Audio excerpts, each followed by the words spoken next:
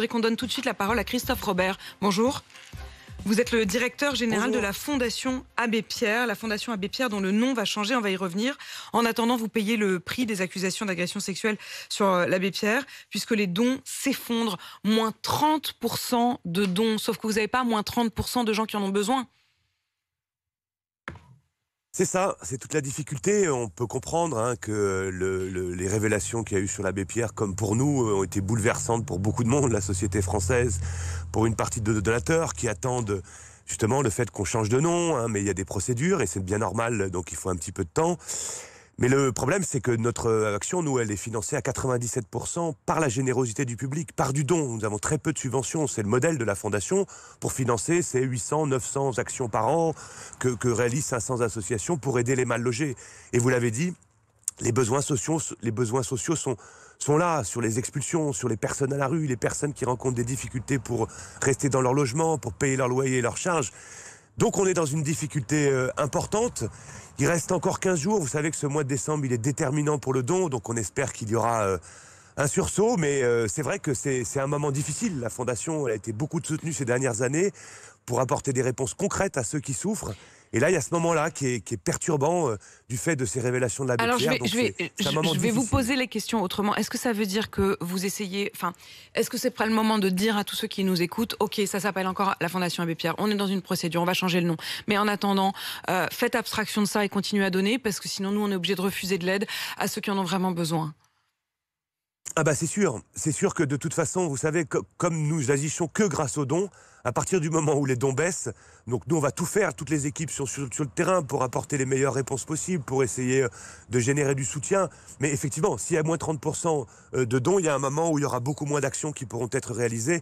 Et c'est ça qui nous crève le cœur, c'est-à-dire que cette histoire de l'abbé Pierre, elle est bien triste pour nous en particulier, mais je crois pour beaucoup de monde. Mais il ne faut pas qu'elle soit triste pour tous ceux que l'on aide, parce que ceux-là, ils sont dans le besoin.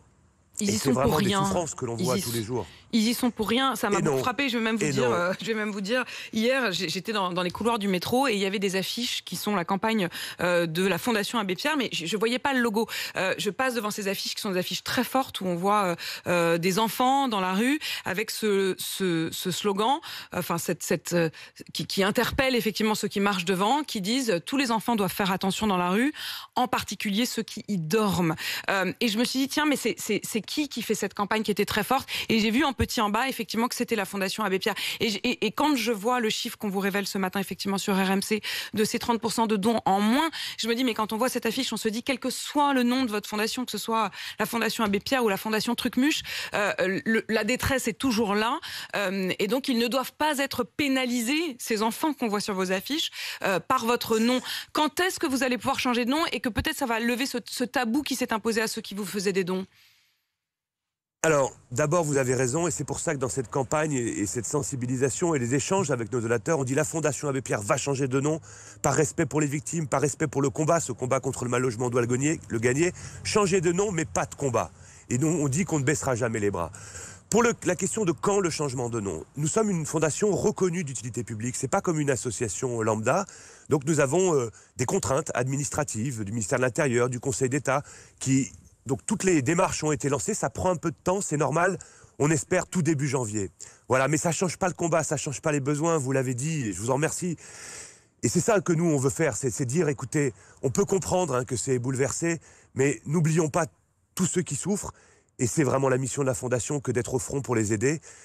Il faut qu'il y ait ce sursaut là, avant la fin de l'année, tout début de l'année prochaine, pour qu'on soit en capacité d'aider autant qu'on le souhaiterait, autant qu'on le faisait l'année dernière. C'est vraiment un impératif. Merci Christophe Robert d'avoir accepté mon invitation ce matin. Je voulais que vous puissiez dire cela à tous ceux qui nous écoutent. Christophe Robert, vous êtes directeur général donc de la Fondation Abbé Pierre. Avant que ça ne change de nom, on l'a bien compris.